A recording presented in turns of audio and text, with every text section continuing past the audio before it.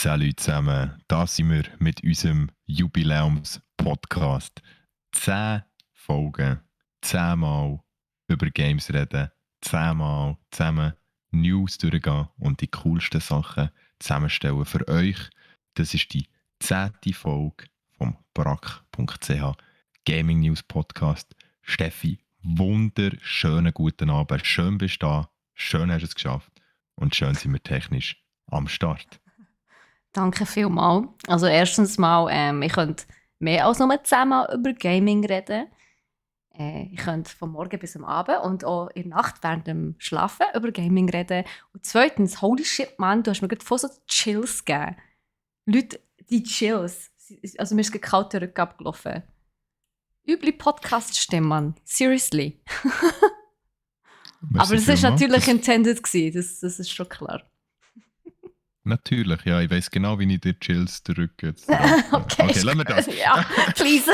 es ist Abend. Wir haben ausnahmsweise mal unseren Podcast ein bisschen später müssen starten, weil wir am Nachmittag ein paar technische Probleme hatten. Aber lassen wir so Themen, lass sein. Auf der Seite. Ja, wir sind hier schliesslich sehr professionell unterwegs. Wir sind schliesslich noch am Arbeiten. Bei uns ist es noch Business, was wir hier machen. Also nehmen wir unsere Notizbücher für, hätte ich fast gesagt, unsere Arbeitsmanieren für. Und heute reden wir ganz arbeitsmanierlich über Witcher 4, über die Halo-Serie auf Sky, über Kirby and the Forgotten Land, beziehungsweise das Giveaway. Ja, das ist richtig gehört, das Giveaway. Und das sind unsere Buff-Themen. Und natürlich haben wir auch noch Crit-Themen. Und das sind Ghostwire Tokyo, Fortnite ohne Bauen, wo uns ein bisschen Fragen zurücklässt, und Gran Turismo 7, wo auch sehr viel Kritik kassiert hat. Natürlich haben wir dann auch noch ein bisschen Loot. Aber da kommen wir dann ganz am Schluss noch drauf zu sprechen.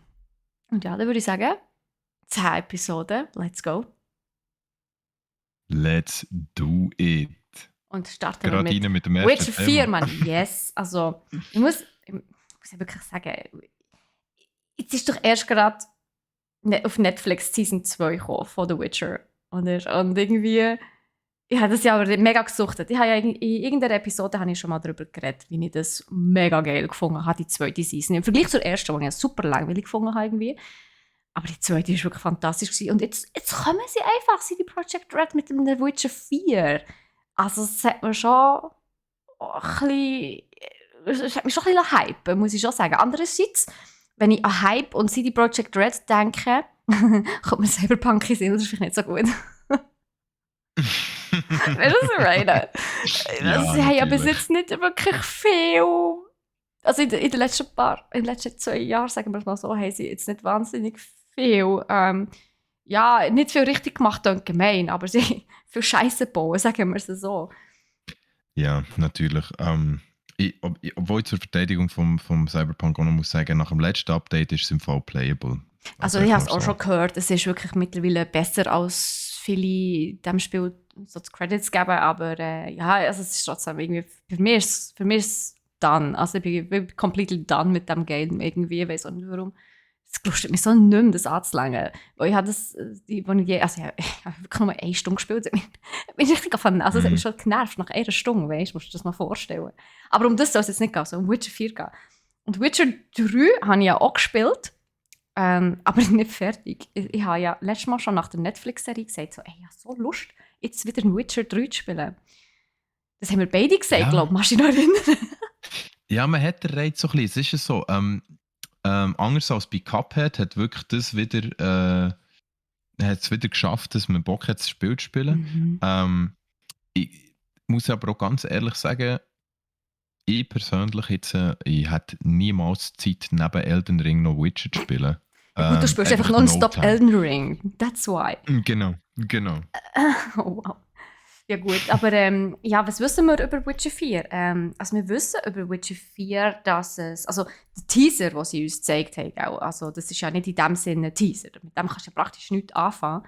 Es ist einfach literally ein Bild, das ein bisschen animiert war, mehr nicht. Also man sieht so im Schnee liegen, so eine Witcher-Medaille. wie wir es auch vom Geralt halt kennen. Er hat ja einen Wolf.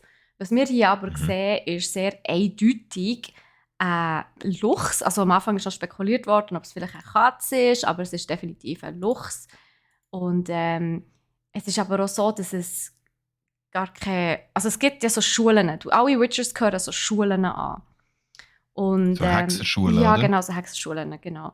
Und aber der Geralt zum Beispiel der Wolfsschule und es gibt ja x verschiedene Schulen. Es gibt ja irgendwie eben Schulen, also so die Katzenschule, es gibt von den Greifen, von den Bären, von den Schlangen und so weiter.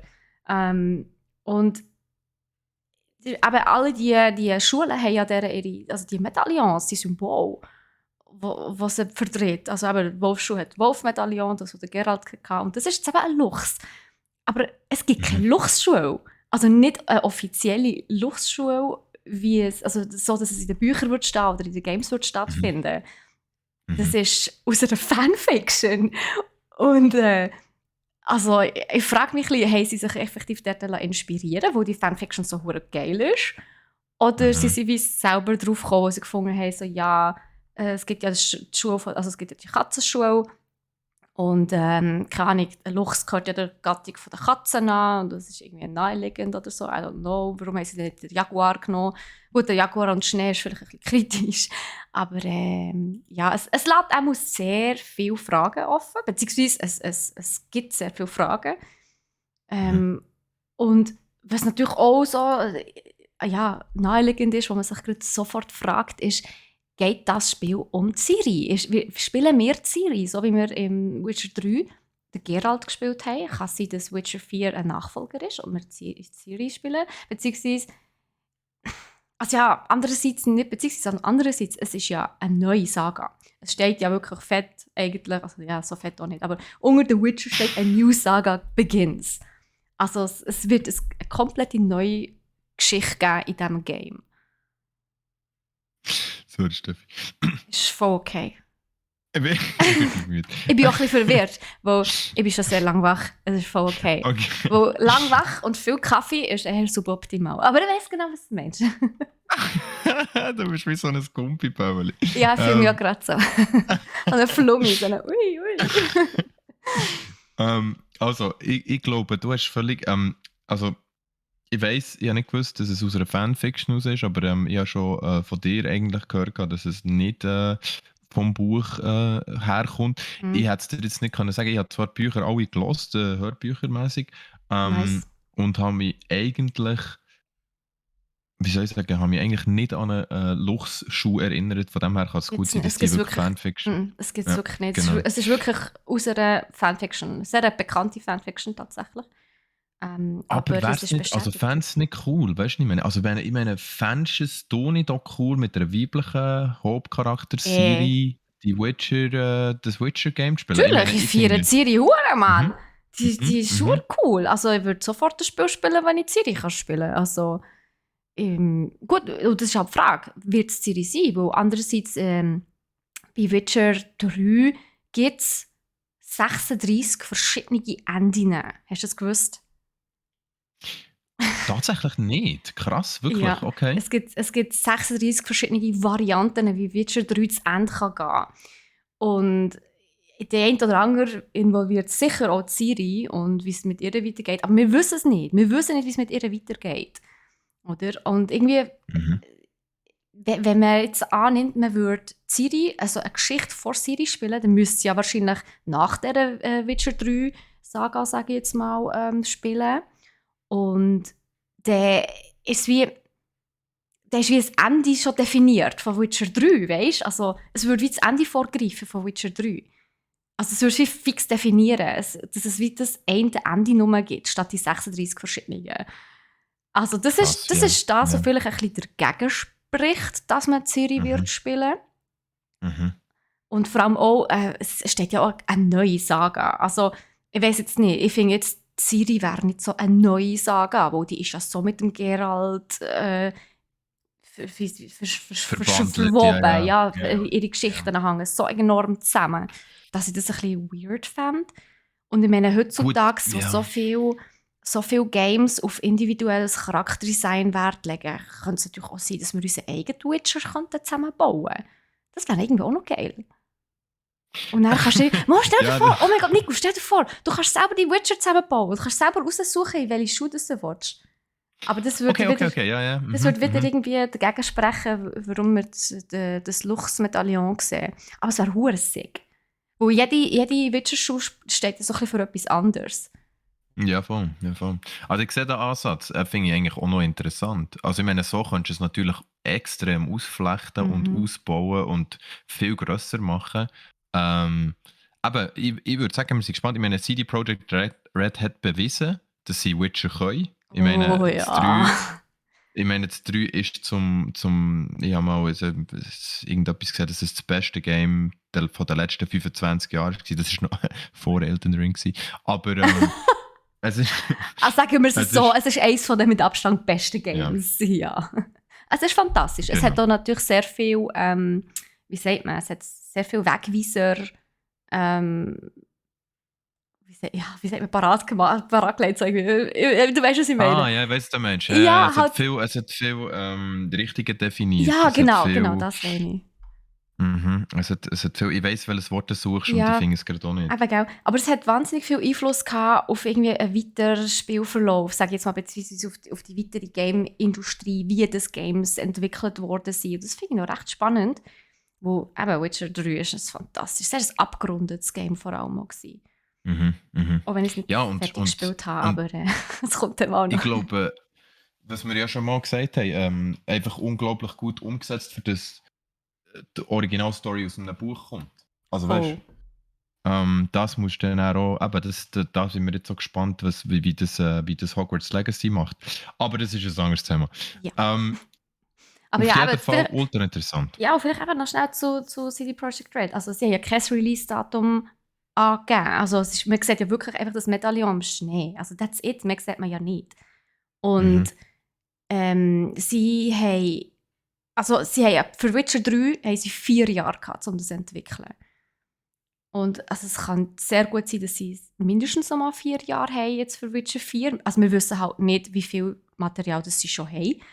Ich denke mal nicht, dass ein Entwicklerstudio mit einem Announcement rausgeht, wenn sie nicht schon etwas haben, weißt du, etwas Handfestes.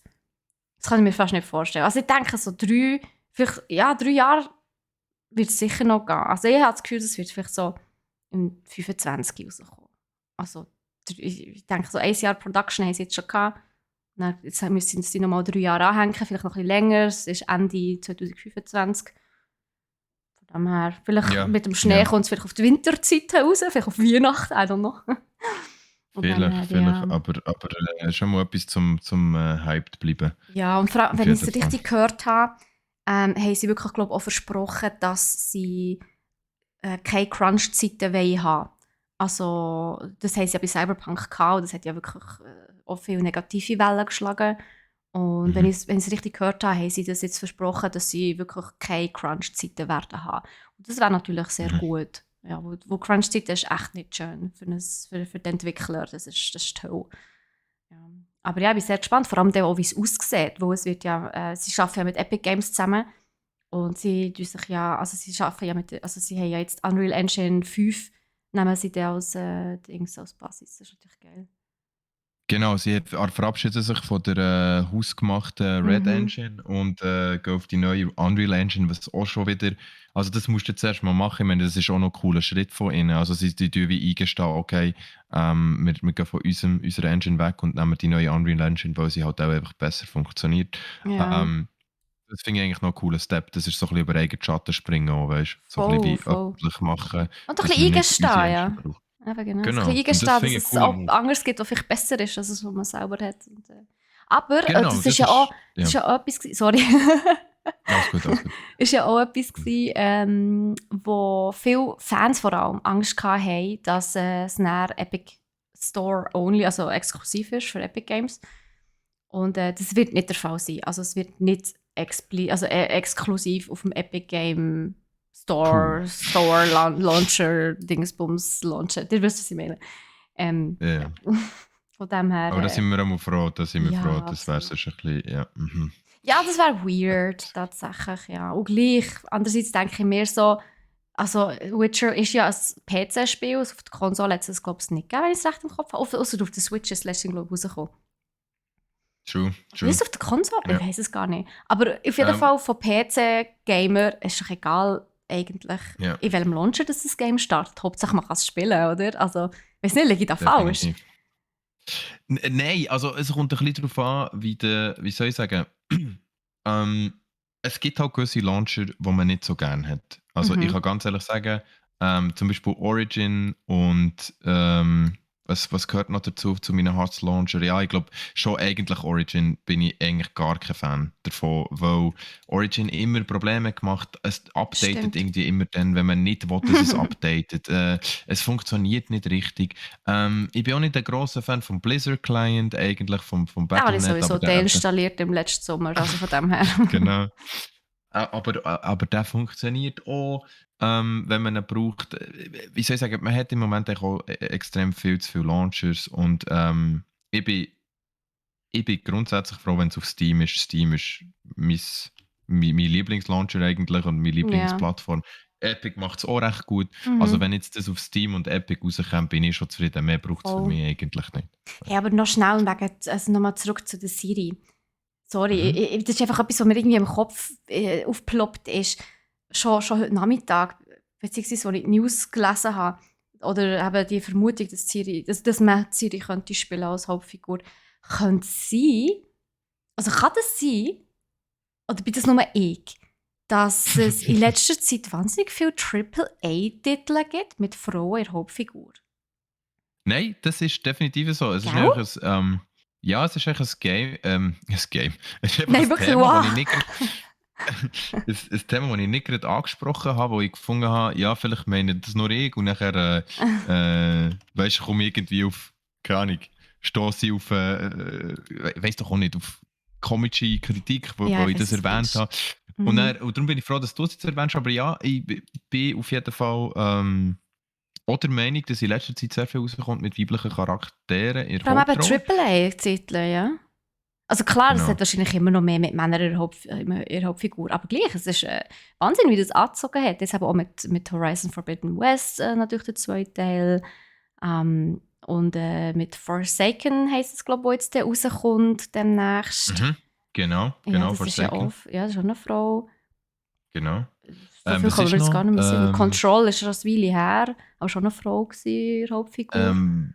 Ja, das stimmt. Wir haben, Viel ist glaube halt, wir viel haben, ist glaub, noch halt, wo anderes. du selber den Charakter kannst designen. Das ist wie, ja, das ist natürlich schwierig. Dann nimmst du halt, was dir am Das besten stimmt. gefällt. Aber ist mir, Das eben, stimmt. habe ich es sehr positiv aufgefasst, finde ich. Also ich finde es schön.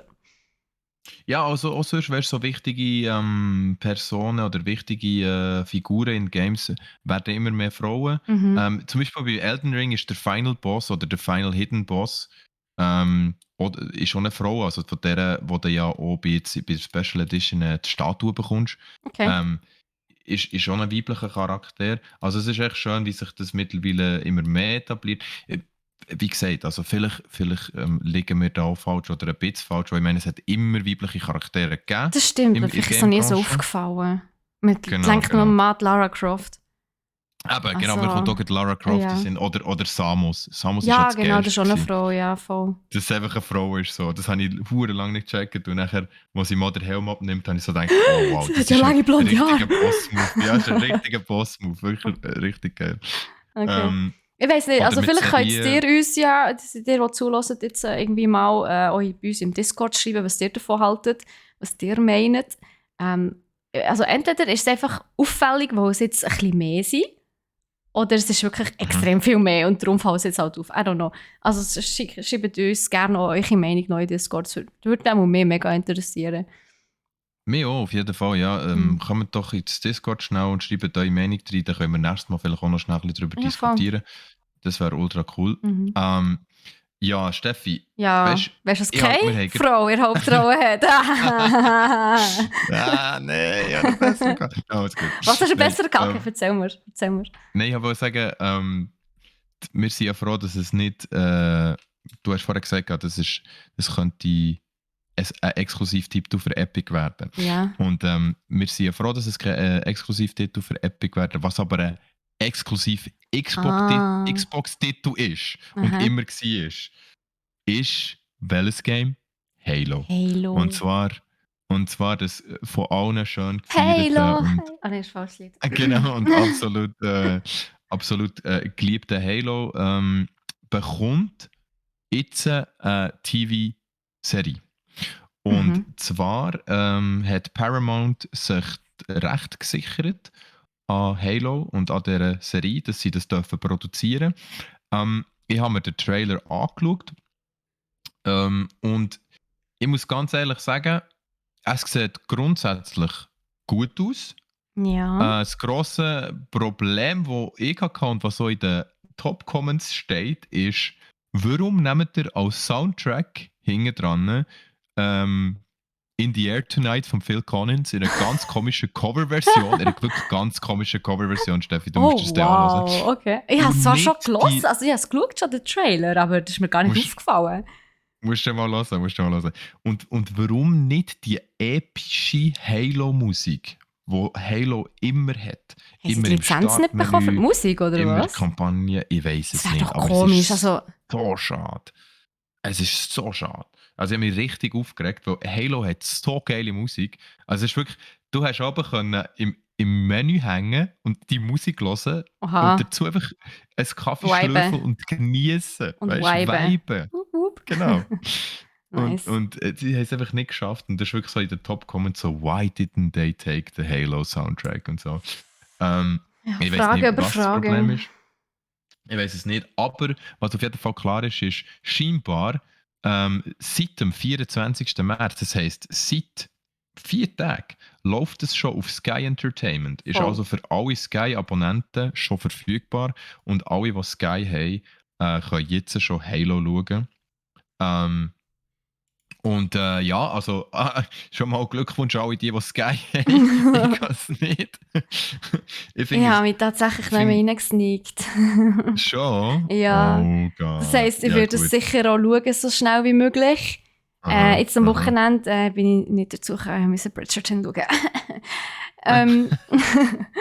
Ja, aber ja, ich werde es sicher mal mir geben, vor allem die ersten, sage jetzt mal, eine Episode werde ich sicher sehen. Ich mal um einen Eindruck zu bekommen.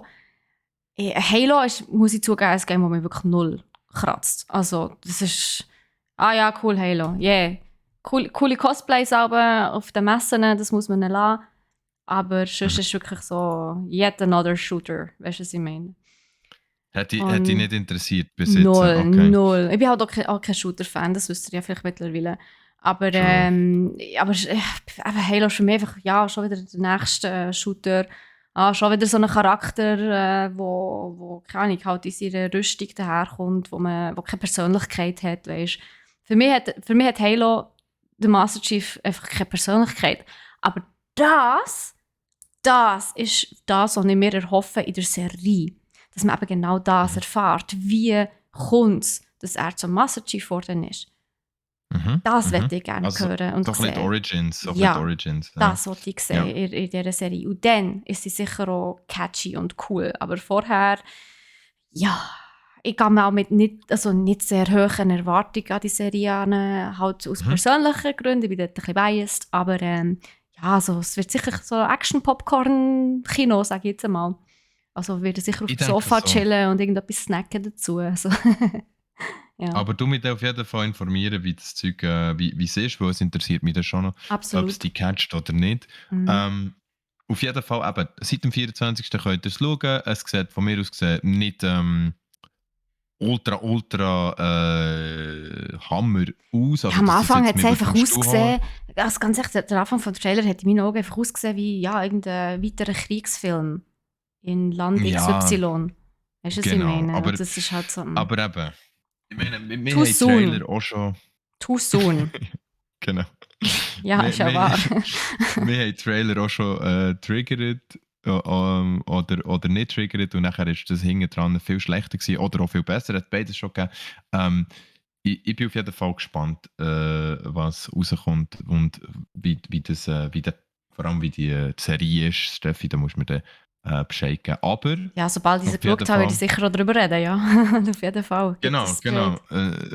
ich meine, aber über was du auch kannst reden, ist ein Game, das erst gerade ist rausgekommen Ich und kann über du sehr schon viele gespielt Games hast. reden, die ich schon gespielt habe. Genau. Yes! Und zwar ist das Kirby and the Forgotten Land. Mega herzig. Also ich habe die Demo Kirby. gespielt. Ja, ich habe die Demo gespielt. So ultra cute. Also ich war wirklich sehr traurig gewesen. Also wirklich so der gehockt so, nein, wo die Demo fertig war. Also, you see, es hat mich feindlich gecatcht. Ich freue mich auch, dass ich morgen weiterspielen kann. Also, also sagen wir so, ich starte nochmal von vorne. Und zwar live im Stream auf unserem Twitch-Kanal von brach.ch. Und tatsächlich werden wir auch ein Game verlosen. Also ein Kirby and the Forgotten Land werden wir verlosen. Zusammen mit der Nintendo Switch. Habt ihr das Nice. gehört? Ja, Habt das ihr Problem das ist nur, wenn die Leute vom Podcast das hören, dann ist das Gewinnspiel schon vorbei. Sorry, Leute. Ihr müsst halt aber in den Livestream kommen, wenn ihr so geile Infos vorab wollt haben. Aber die jetzt zuschauen, die jetzt zuschauen, die haben die Möglichkeit, das zu gewinnen. Und das ist jetzt, eben, wie gesagt, ein kleiner Game-Tipp, weil wir halt jetzt auch so spät streamen und wir das Ja, jetzt announcen. Hey, you got a hidden door there. Ja. exactly. Ich bin gespannt auf morgen. Und vor allem, ich meine, der Stream an sich wird schon cool, wo es Kirby ist. Kirby ist nice. Yes. Ja, erzähl noch kurz. Was hast was hast du mitgenommen aus dem, was du jetzt angespielt hast? Hast du eine Demo angespielt? Ich habe Oder die Demo hast du, gespielt, genau. Also ich habe okay. einfach, also ich habe die Demo durchgespielt, nicht nur angespielt, ich habe die Demo durchgespielt, aber die ist auch nicht wahnsinnig lang. Aber ich habe letztes Mal oder vorletztes Mal, wenn ist das gewesen, habe ich schon sehr ausführlich darüber geredet. Also von dem her, hört doch einfach die Episode, wenn es euch Wunder nimmt. Von dem her, ja, ich glaube, vorletzte ist es gewesen, die 8. Episode. Sie heisst sogar «Wir wollen Kirby». Also von dem her, ja, mehr obvious kann es nicht sein. Geht die Episode schauen, wenn ihr mich wollt, hören schwärmen über Kirby. Ist gut, genau. Du, Geht der hören. also ich habe bis zum Schwärmen gehabt, du nicht. Du hast nämlich Ghostwire Tokyo gespielt. Und da werden wir Genau, unseren Crit haben. Bam, bam, bam. Bam, bam, bam. Ja, ich habe Ghostwire Tokyo gespielt und ich habe, ganz ehrlich, ich muss sagen, ich war ein bisschen weit gehypt gewesen vorher und wie das Hat so man oft ist, wenn mitbekommen, man Nico? gehypt ist. Mhm. Vor allem die ganze Wie das so, japanische Mythologie und so ist ja etwas, was dich noch recht interessiert. ja, voll. Aber da muss ja Ghostwire Tokyo etwas zu gut halten. Das haben sie ultra gut eingepackt und verpackt und mit reingenommen ins Spiel. Das Ding ist, du hättest mit dem ersten Punkt, den ich habe, sicher kein Problem, weil du mit ein grosser Horrorfan bist, aber ich habe ein bisschen mehr Horrorfaktor erwartet im Ghostwire Tokyo. Was es jetzt eigentlich ist es mehr so ein Horror-Action-Adventure. Das ist aber das, was ich auch Also, gehört habe. Es ist ein Action-Game mhm. mit ein bisschen Horrorelement, aber nur wirklich nur so minim. Ja. Genau, der Horror ist eigentlich nicht mehr da. Also es ist eigentlich mehr so Witz. Horror-Fun. Also man What? probiert so ein bisschen so kopflose Geister, die halt irgendwo rumschwirren und lustige Sätze droppen. Und dann sind sie nicht mehr so, genau, dann sind sie nicht mehr so gruselig, weil sie halt lustig sind, was auch immer. Okay, Es weird. gibt auch irgendeinen Geist, der auf dem WC eingesperrt ist und die ganze Zeit schreit, dass er Toilettenpapier braucht. Aber es ist, Moment, das haben sie von Zelda geklaut. das kann gut sein. Von Das kann Skyward gut Sword, sein. Mann. Da gibt es nämlich im Internat, wo man ist, also man ist ja so im Internat, dort, wenn man in der Nacht auf das WC geht, ist dort ein Geist im WC, der etwas zum Schreiben will. Also ein Blatt Wirklich? Papier will, wo er etwas drauf kann schreiben kann. Wirklich? Ja. Ah, krass. Aber I vielleicht haben, didn't sie know sich, that. vielleicht haben sie sich auch einfach ein bisschen inspirieren. Das kann natürlich auch sein. Wir lassen sich überall immer ein bisschen inspirieren, nicht wahr?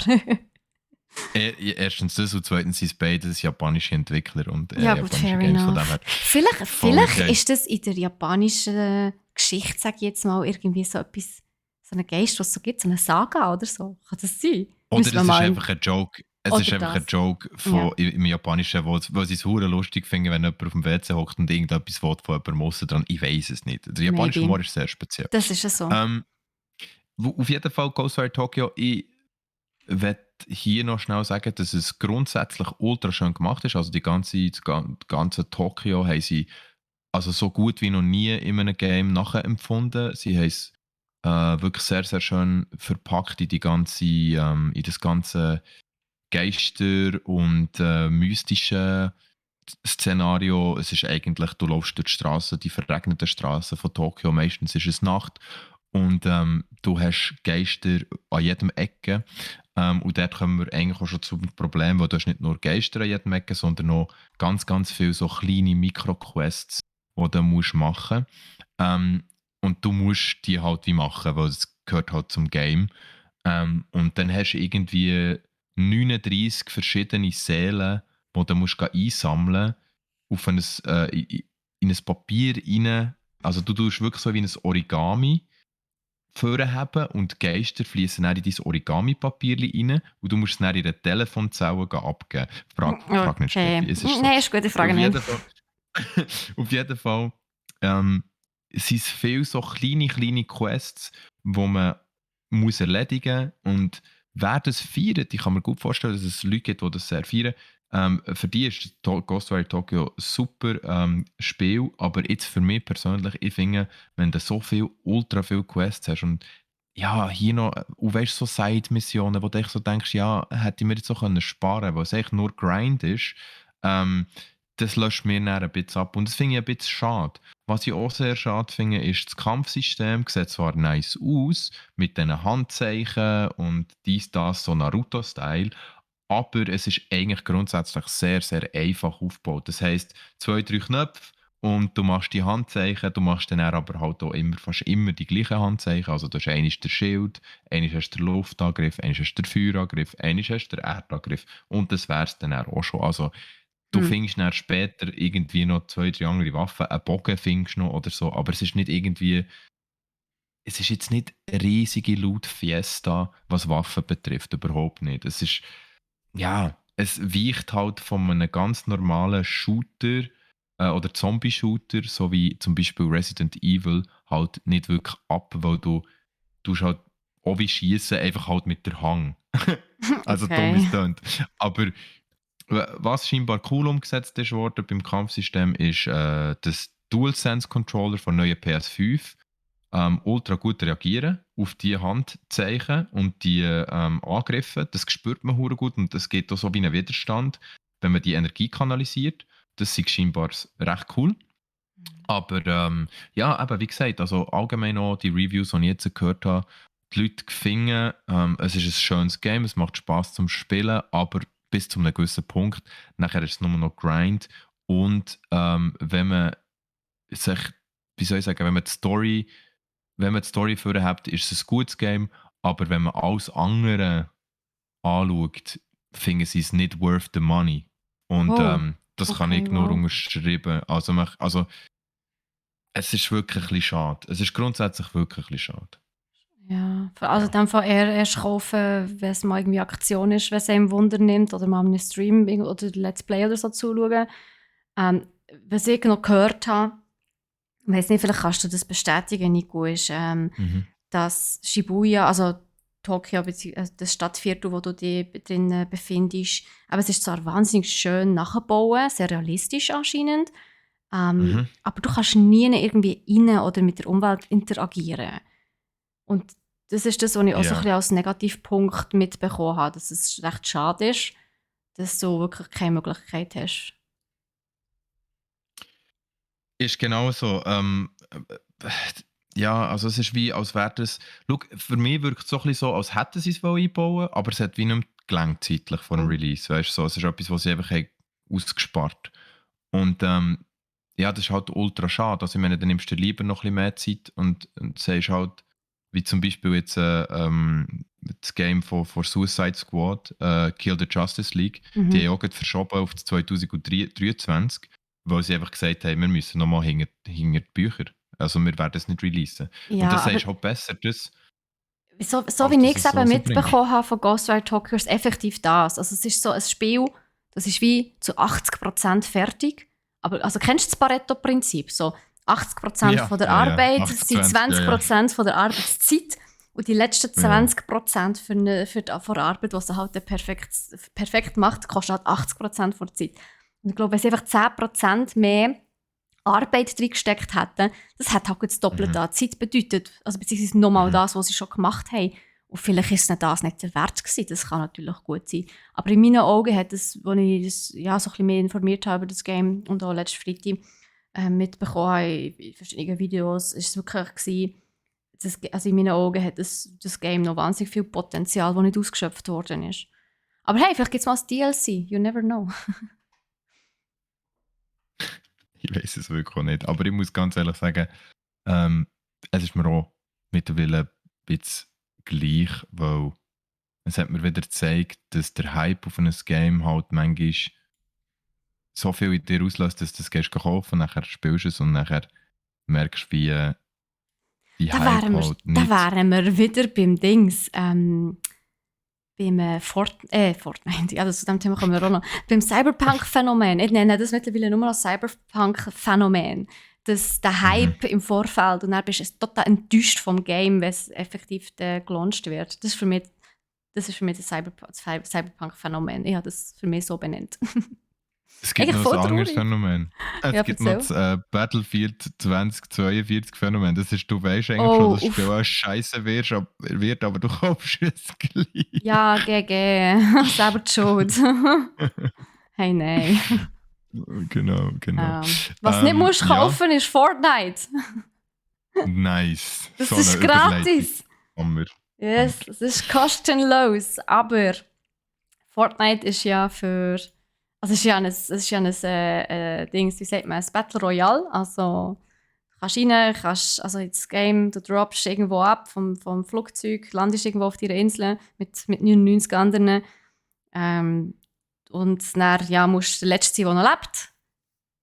So wie jedes andere Battle Royale halt auch.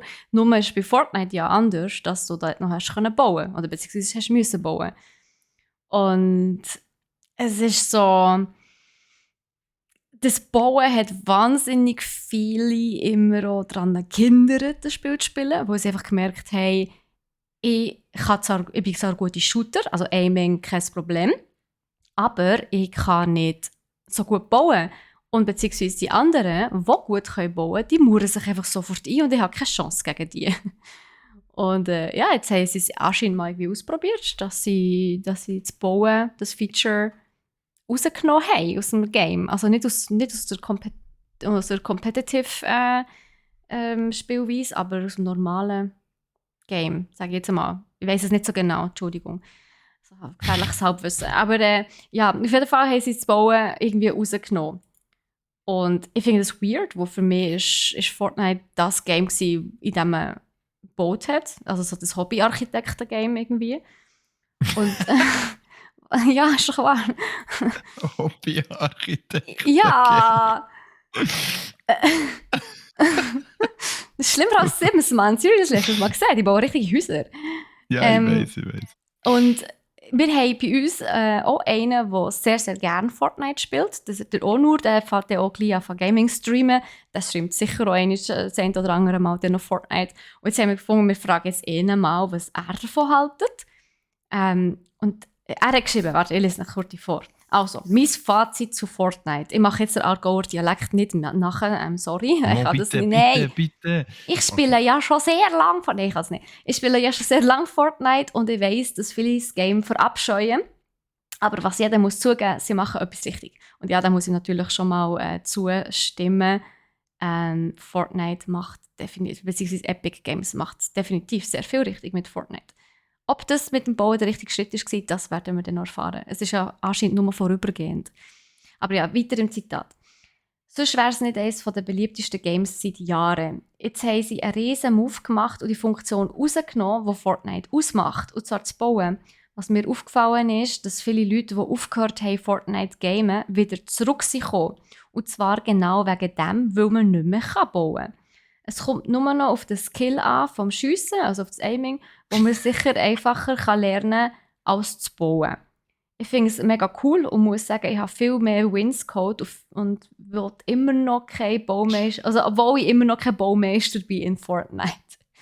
Nebst dem Nebst dem hat es eine neue Physik, und zwar kann man schneller rennen und man hat eine Ausdauer. Das ist etwas, was man als Zelda-Player zum Beispiel sehr gut kennt. Damit man vom Battle einen Rückzieher machen kann, weil man sich nicht mehr einfach eine Wand vor das Gesicht bauen kann. Und das macht natürlich durchaus Sinn. Du kannst dir keine Wand mehr vor das Gesicht bauen, darum kannst du natürlich schneller ausweichen, indem du so einen Boost hast. Das finde ich noch schlau. Und ich muss sagen, es sieht so sick aus, wenn man das Sprint macht und dann jumpt. Es hat auch neue Waffen drin, die mir mega Spass machen, zum Beispiel ein Salvensturmgewehr, das sehr genau ist, wenn man damit handeln kann. Ich bin sehr sicher, der Baumodus wird wieder zurückkommen, aber wenn ist noch völlig unklar, eventuell wird es in den nächsten 2 Wochen oder erst in der nächsten Season. Bis dann werde ich es aber sicher noch geniessen und bin auf das nächste Update gespannt. Yes. Merci vielmals, Onur, an dieser Stelle für diese Merci vielmals, Onur. Zitat, hat gesagt, für die Statements da dazu. Wo eben, wie gesagt, ich muss sagen, ich habe absolut keine Ahnung zu Fortnite. Ich kann es aber nachvollziehen, wenn man es geil findet. Muss ich wirklich sagen. Also das muss ich wirklich zugeben an dieser Stelle.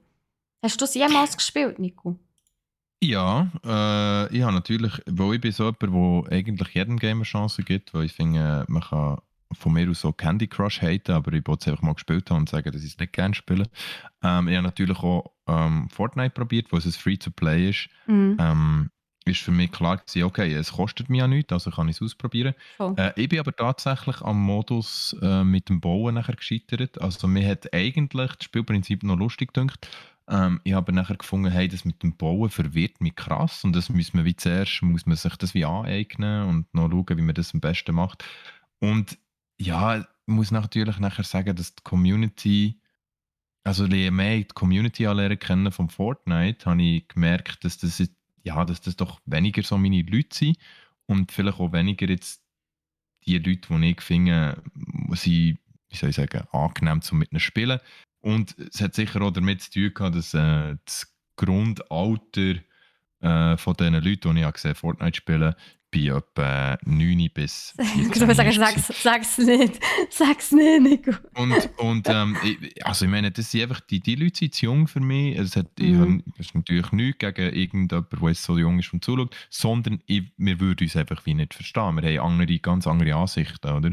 Und also es ist überhaupt kein Hate oder irgendetwas anderes, aber mir hat es wie nie abgeholt.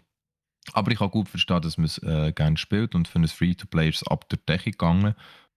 Es hat sehr, sehr viele Preise geholt, es hat ultra grosse Turniere gegeben. Aber ich meine, das 30 Millionen. Geld, das erste Turnier Geld, dann im Sommer. Ja, aber darum.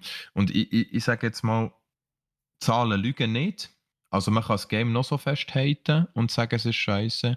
Aber wenn du dann siehst, wie viel das es wirklich spielen und die Zahlen dir präsentiert werden, dann musst du halt dann auch hier als Hater sagen, ja gut, vielleicht hat das Game doch irgendetwas an sich, wo die Leute halt fasziniert.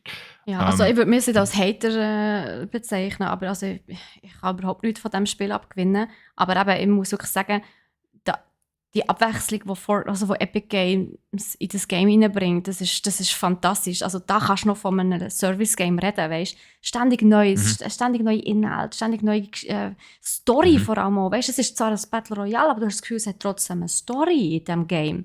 Ständig neue Physics und so Zeug und Mechanics. Und das ist natürlich schon geil. Also das muss ich schon sagen. Das finde ich schon, das machen sie fantastisch. Und das Game ist basically jede Season Neues.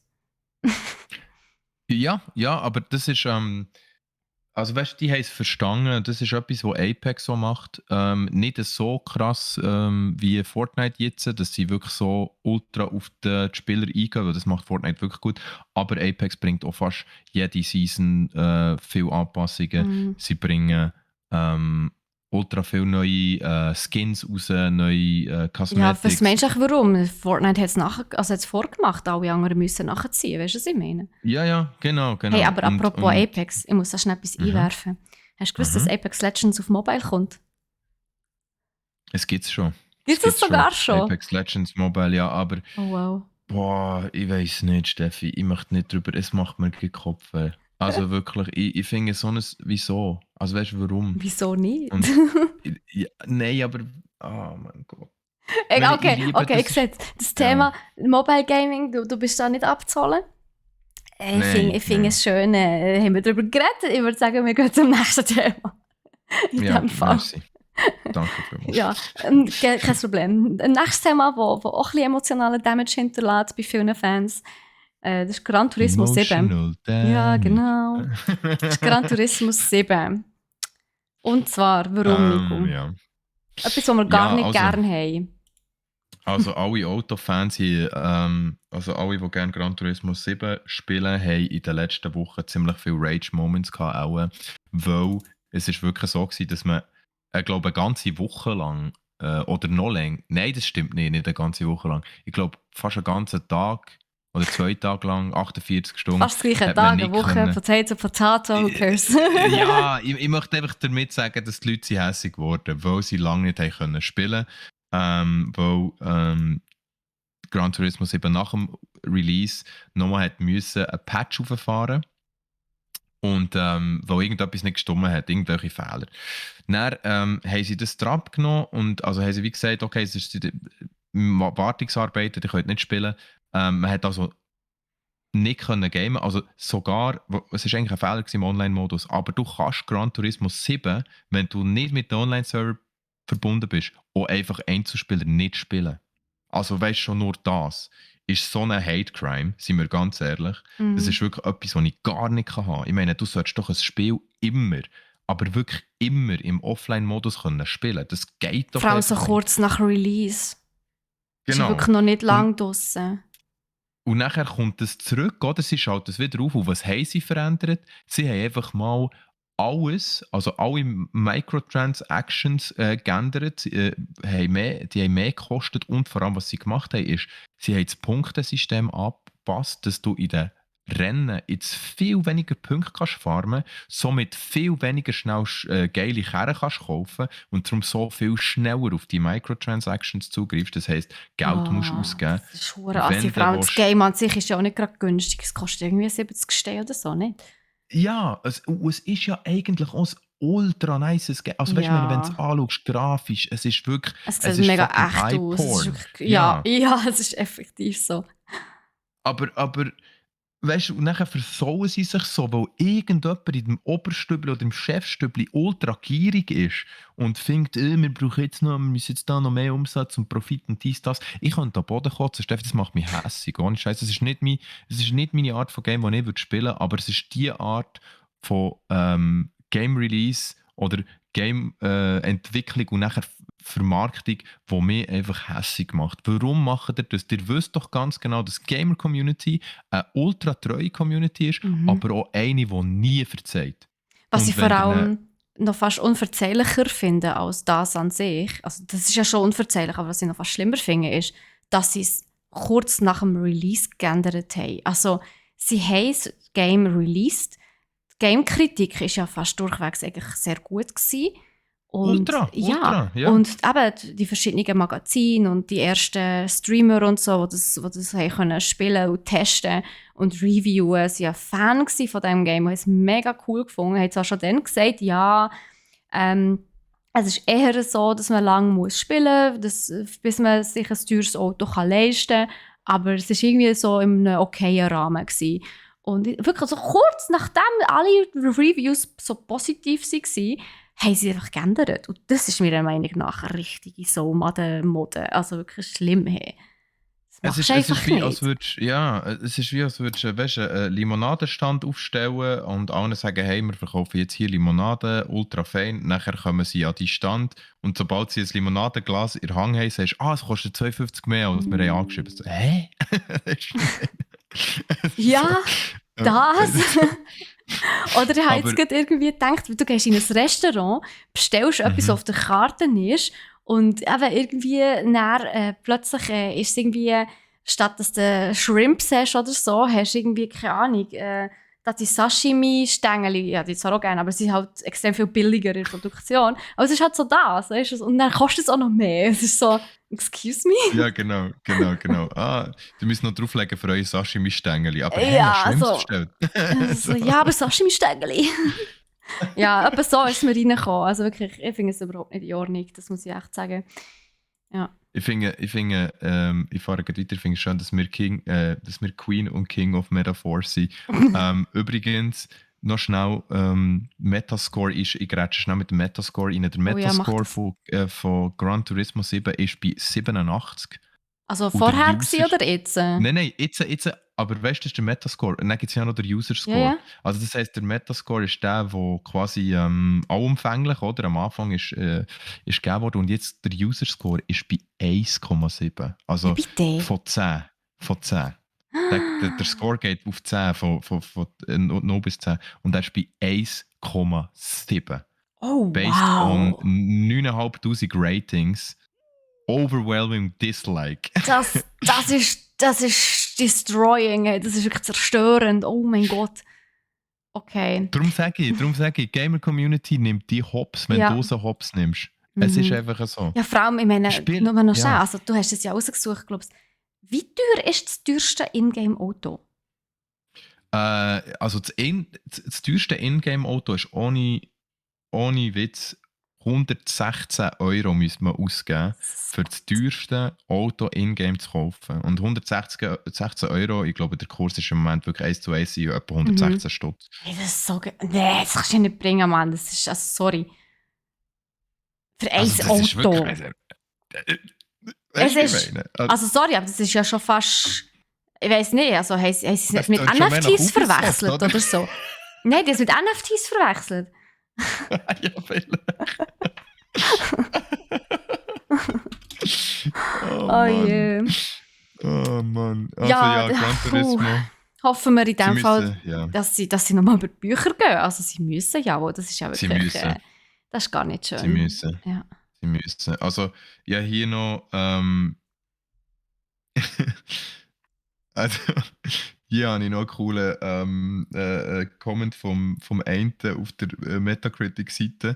Der hat no, also wirklich das Rating no gegeben. Und er hat geschrieben, guessing that most folks leaving rave reviews are paid to. Also, die Leute, die gute Reviews geben, sind etwa gezahlt worden, dass sie es machen. Uff, ja, das sagt doch This schon game is a genug. cash grab and the AI is not great. For all mission races starts as rolling darts where you at first about 20 seconds behind the leader and then grows to around 40 plus by later missions. Also es ist wirklich halt auch so, dass der, glaube ich habe es gelesen, du musst 95 Runden reinfahren im schwersten Rennen, für das du den teuersten Karren kannst kaufen. Also, nein, 95 Stunden. 95? Nein, 95 Stunden. Du Ja, musst aber 95 Stunden und 95 Runden, who cares? Das ist einfach too much. Ja. Also, es ist 95 Stunden. Are you kidding me? Also, sorry, da spiele ich lieber The Witcher. Ja, definitiv. Ja, definitiv. Definitiv. Also, Ja, komm, gut. wir lassen das leidige Thema Ja, auf der lassen wir Seite es sein. Das macht mich kommen nur noch, hässig. und kommen noch zum Loot. Und zwar haben wir uns Yes. beide etwas zugelegt diese Woche. Steffi, was war es bei dir? So sieht es aus. Ja, und zwar, ich habe ein bisschen meine Connections spielen, muss ich zugeben. Und ich habe bei Strayphone, das ist ein Schweizer Game-Entwicklerstudio, das in Zürich sitzt, angefragt. Die haben zum Beispiel auch Niche gemacht oder wie heisst es? Irgendetwas mit N. Ich weiß es nicht mehr. Und die sind dran, The Wandering Village am Programmieren. Und das hat mich von Anfang an irgendwie so mega gecatcht, weil du bist, also du baust so dein Dörfli auf, es ist ein Aufbauspiel, aber auf dem Rücken von einem riesengroßen Wesen. Und das Wesen, das dreht dich einfach durch die ganze Welt sozusagen. Und es sieht so schön aus. Und jetzt, ich weiss, dass es leider wirklich noch ein Weile geht. Es kommt erst irgendwann im Herbst raus. Aber es sieht so cool aus. Und ich bin richtig glücklich, dass ich da mir einen Beta-Key sneaken konnte. Und dann darf ich das dann nämlich mal austesten. Ich darf es leider nicht streamen oder irgendwelches Footage zeigen, aber ich freue mich schon, das auszuprobieren. Es sieht so süß aus irgendwie. Ja, auf jeden Fall. Also ich finde auch die Idee einfach nice. Erinnert mich ein bisschen an die Studio Ghibli-Filme. Oh, Weißt du, ja, ja. ja. Wir kennen sie. Aber also auch schon mal einfach ultra cool, dass es Locals sind, die es machen. Mhm. Aus der Region für die Region, sage ich immer. Finde ich ultra cool. Ich bin gespannt. Ja, du erzählst dir halt einfach hoffentlich ein bisschen, wenn es Ja, nicht darf sobald ich streamen. darf, ja. Ich weiß auch nicht, ob ich viel davon darf erzählen. Das ist halt noch so ein Mhm. bisschen unter Schweigepflicht. Aber aber sobald es im Herbst rauskommt oder sobald ich das okay habe, dass ich es zeigen oder darüber reden werde ich das auf jeden Fall machen. Aber es ist genau wie du gesagt hast, es ist local. Ich unterstütze mega gerne Schweizer Game Designer und Entwickler. Ich finde das etwas mega Nices, dass wir auch in der Schweiz Game-Entwickler haben. Und zwar nicht nur Landwirtschaftssimulator, sondern auch so eben kleine Indie-Games. Und ich finde, das ist absolut würdig zum Unterstützen, ja. So, support Nice. your local girl gang, you know. Auch wenn es nicht nur Frauen sind, die dort Exactly. arbeiten. Aber es hat einige Frauen, die dort bei Strayphone arbeiten, tatsächlich. Nice. Mhm. Also Shoutout zu allen Frauen in Absolut. Strayphone. Yes, Die danke sind die schön. Besten. Das ist es Nice. so. Aber du hast dir auch etwas gesneakt, gell? Du hast gesagt, etwas gesnackt. Ja, wie sagt man? If you want it, then you put a ring on it oder so. Nein, ja, du weißt, was ich meine. Ja. Ich habe mir Ich sehe noch gerade den Zusammenhang nicht, aber es ist du das zweite erklärst Mal, mir wo das wir, jetzt das sicher. es ist das zweite Mal, wo wir Beyoncé zitieren in diesem Podcast, falls du es gemerkt hast.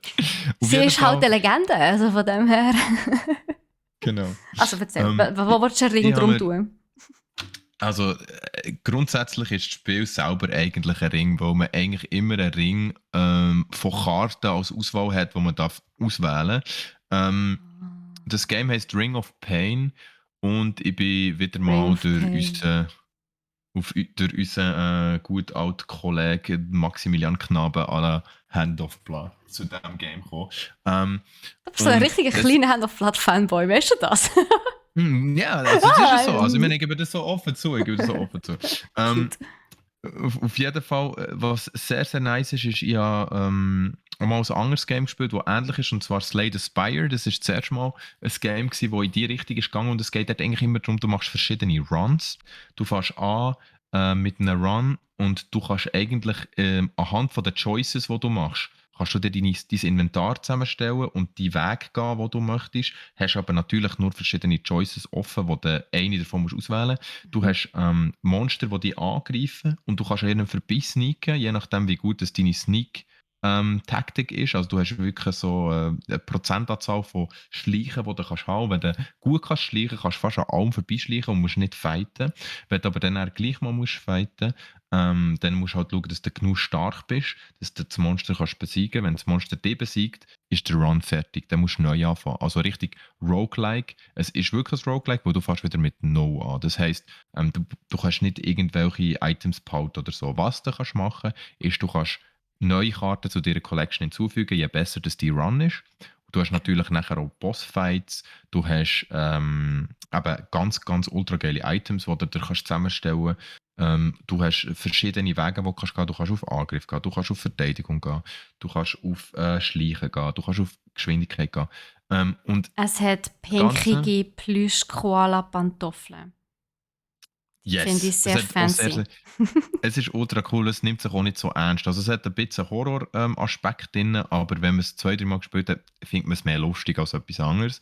Und ich muss so ganz ehrlich sagen, dass es einfach ein Game ist für zwischendurch, wo es Fakt, man kann sofort reindroppen, ein bisschen eine Runde spielen, mal schauen, wie das man kommt, und dann, wenn man rausgeht, kann man sagen, noch gut einmal, oder man kann auch wieder es liefern. Also man kann einfach sagen, okay, jetzt habe ich eine Runde gespielt, jetzt Wie ist es lange mir geht so gut. eine Runde? Es ist wirklich, So es 5 kommt bis 10 ultra drauf Minuten an, oder was? 5 bis 10 Minuten würde Ah ich ja, easy. sagen.